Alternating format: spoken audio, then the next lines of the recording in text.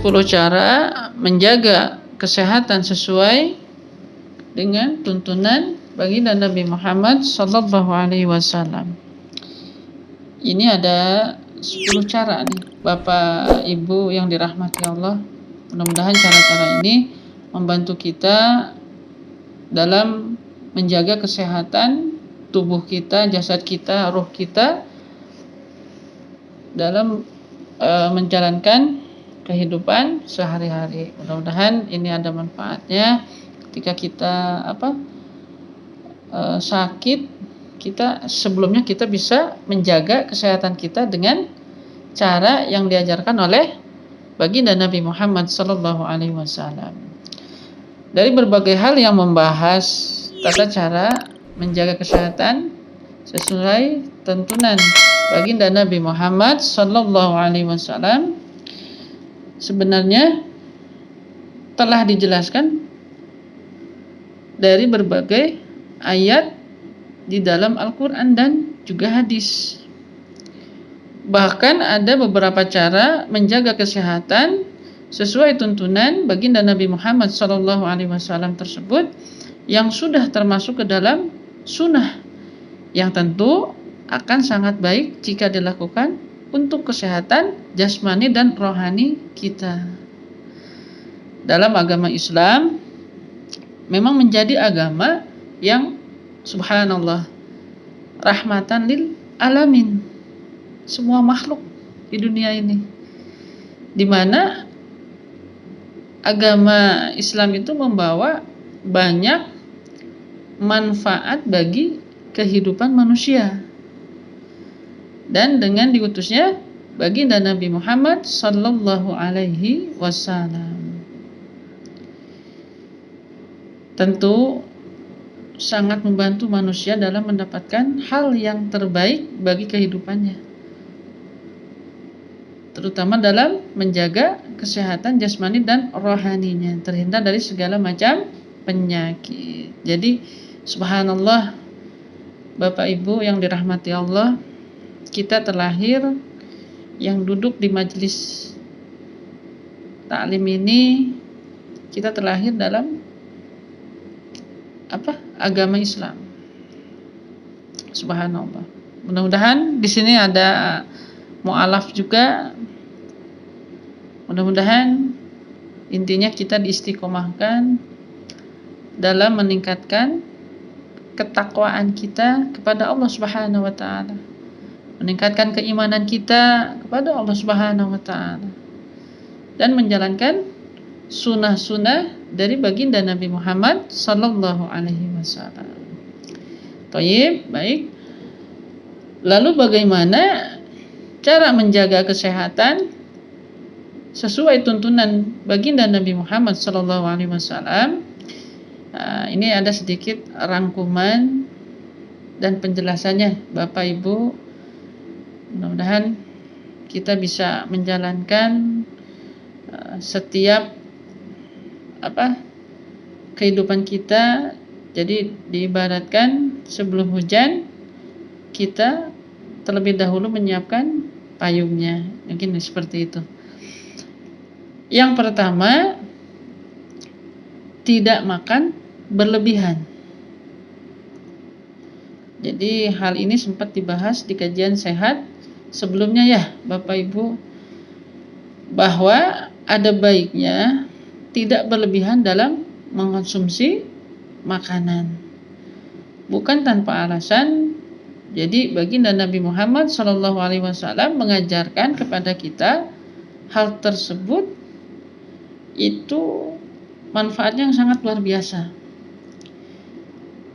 Dari Aisyah radhiyallahu anhu, dahulu baginda Nabi Muhammad SAW tidak pernah mengenyangkan perutnya dengan 2 jenis makanan. Jadi maksudnya itu, ketika sudah kenyang dengan roti, baginda Nabi Muhammad SAW itu dulu memakan roti, terus beliau tidak akan makan kurma. Dan ketika sudah kenyang dengan kurma, beliau tidak akan makan roti. Jadi seperti itu. Yang kedua, berhenti makan sebelum kenyang. Berhenti makan sebelum kenyang ini dapat mencegah berbagai masalah pencernaan yang dapat merugikan tubuh tentunya. Menurut hadis riwayat Bukhari dan Muslim dijelaskan bahwa kami adalah kaum yang tidak makan sebelum lapar, dan bila kami makan tidak pernah kekenyangan. Subhanallah. Ya, ini meskipun hadis ini kalau nggak salah hadis doif, namun maknanya itu benar. Kita mengambil benarnya saja. Yang ketiga itu atur porsi makan kita.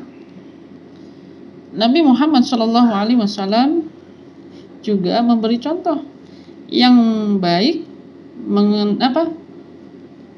bagaimana porsi makan, minum, dan udara yang kita hirup itu agar seimbang.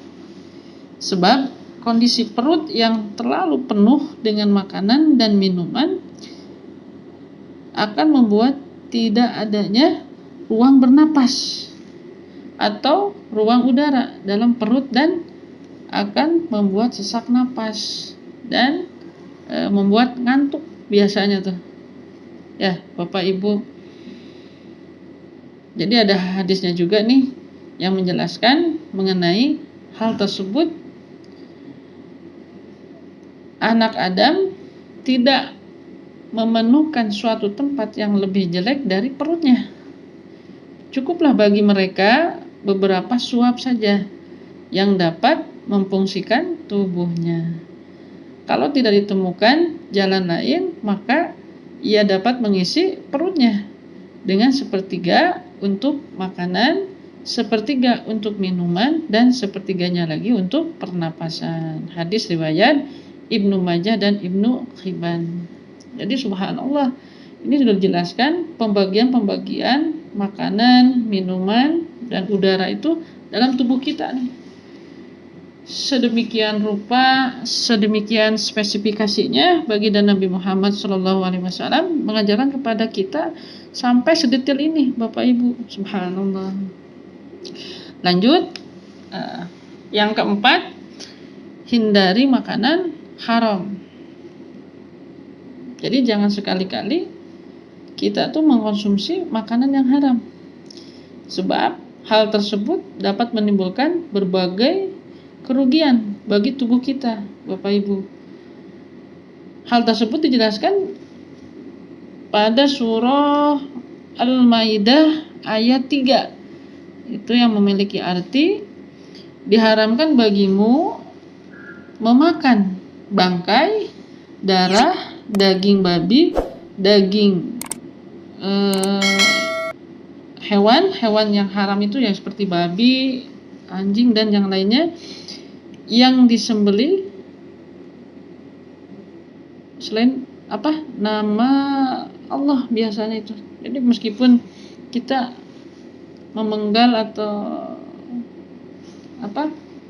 menggorok atau segala macam untuk kita makan tuh, untuk kita konsumsi makanan terutama daging, biasanya kita tuh kalau lupa sih mungkin nggak apa-apa Bu ya. Tapi kalau misalnya kita niat karena tidak selain nama Allah, mungkin itu akan dipertanyakan. Itu kan. Jadi kita tuh makan yang halal saja, Bapak Ibu, untuk menyelamatkan diri kita pribadi, tubuh kita, jasad kita, ruh kita dari hal-hal yang negatif, terutama untuk keluarga kita. Seperti itu. Baik, yang kelima, tidak meminum khamar atau mabuk. Nih buat anak muda nih ya. Mudah-mudahan anak-anak kita, ibu bapak, anak-anak muda generasi yang positif untuk kedepannya tidak mabuk-mabukan. Karena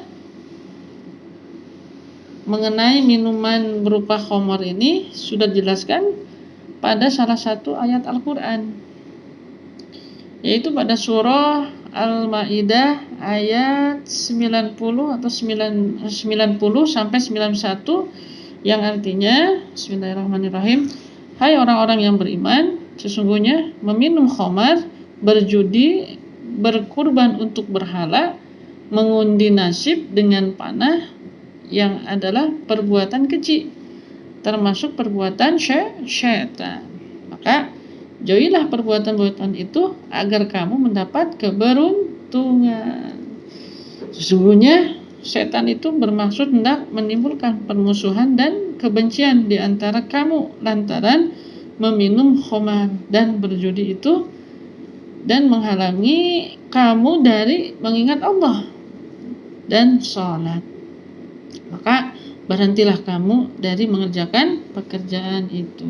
Subhanallah, ini sedetail mungkin firman Allah Al-Quranul Karim dalam surah Al-Maidah ayat 90 sampai 91. Mudah-mudahan kita bisa renungi ya Bapak Ibu tentang surah Al-Maidah ayat 90-91 ini.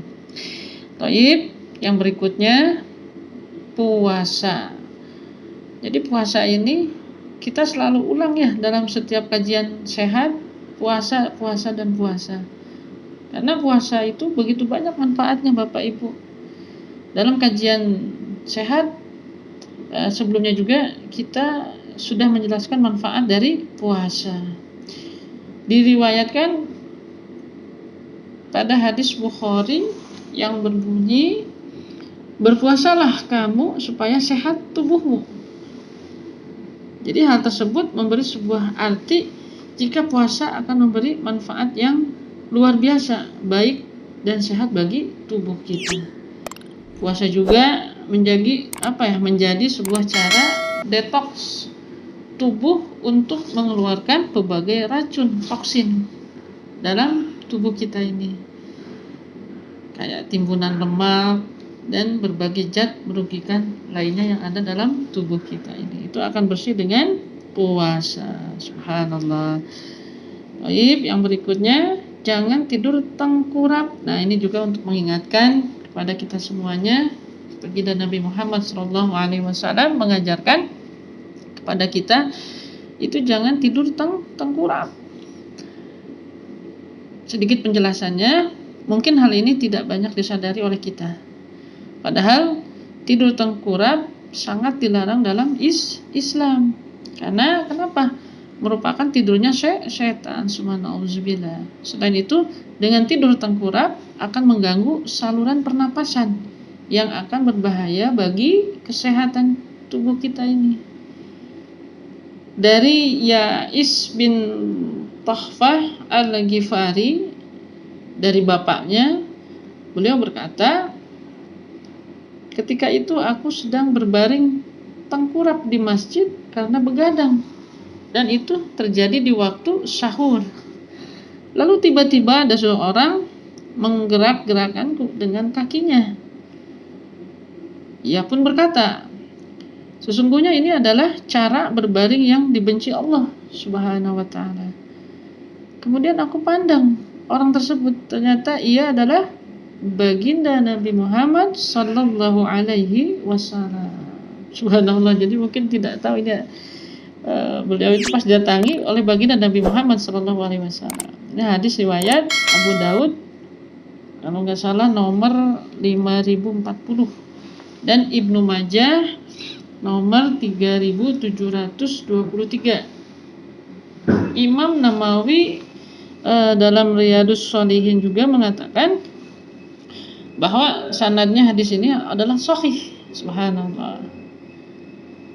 Terus Al-Hafiz dari Abu Thahir mengatakan bahwa hadis ini juga sahih. Jadi subhanallah, mudah-mudahan ibu bapak ya kalau nggak salah, mudah-mudahan nanti dibuka lagi tuh hadis-hadisnya. Kalau ada kesalahan mohon dimaafkan dan untuk dikoreksi. Taib, yang berikutnya, tidur miring ke kanan. Nah, ini yang kita tidak sadari juga, ini tidur miring ke kanan. Larangan tidur tengkurap sudah jelas. pada poin sebelumnya. Lalu seperti apa cara tidur yang benar? Nah, itu kan tadi tidur yang jeleknya, yang tengkurap itu dapat sesak napas dan yang lainnya. Ini tidur yang benar yang diajarkan oleh baginda Nabi Muhammad Sallallahu Alaihi Wasallam itu tidur miring ke kanan, gitu. Dari baginda Nabi Muhammad Sallallahu Alaihi Wasallam sangat menyarankan untuk tidur dalam posisi miring ke kanan karena dapat memperlancar kerja jantung dan hati. Selain itu, proses metabolisme tubuh serta detoksifikasi saat tidur akan lebih lancar saat tidur miring ke sisi kanan badan. Seperti sabda dari baginda Nabi Muhammad SAW, jika kamu mendatangi tempat tidurmu, maka wudulah seperti wudu untuk salat, lalu berbalinglah pada sisi kanan badanmu. Hadis riwayat Bukhari dan Muslim. Jadi mengajarkan kalau kita ingin didoakan oleh malaikat, juga kita itu untuk mengingatkan diri saya pribadi dan ibu bapak jemaah sekalian, sebelum tidur kita usahakan wudu terlebih dahulu supaya kita didoakan tuh oleh malaikat. Ya, bapak ibu, ya kalau ingin didoakan oleh malaikat, kita wudu sebelum tidur. Insya Allah nanti akan dijelaskan secara detail tentang berwudu sebelum tidur. Taib. Yang berikutnya yang nomor 9, manfaatnya itu dari ajaran baginda Nabi Muhammad SAW untuk menjaga kesehatan.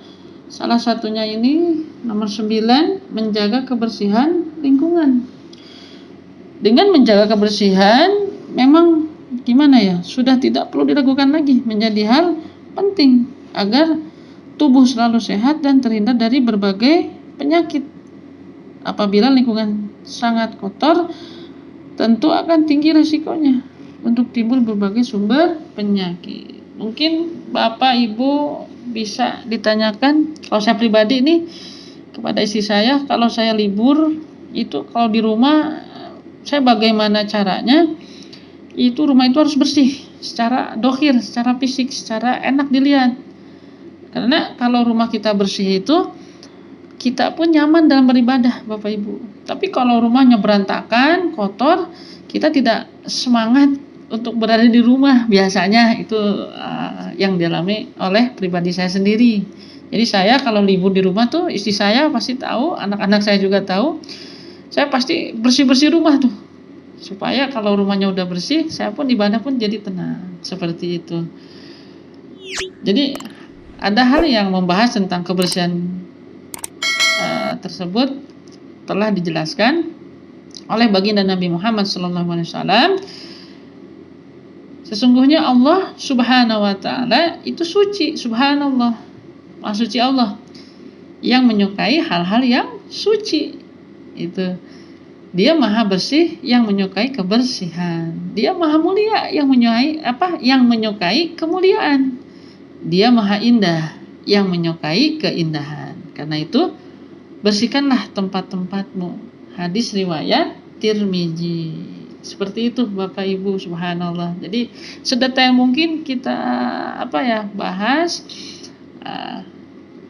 Ada poinnya, ada penjelasannya. Ini tidak terlepas dengan penjelasan sunnah atau hadis-hadis dari tuntunan dari baginda Nabi Muhammad Sallallahu Alaihi Wasallam. Yang terakhir itu menjaga kebersihan tubuh kita. Dari kebersihan lingkungan, lalu kita beranjak pada kebersihan dari tubuh kita. Baginda Nabi Muhammad Sallallahu Alaihi Wasallam itu sangat menjaga kebersihan tubuhnya, subhanallah.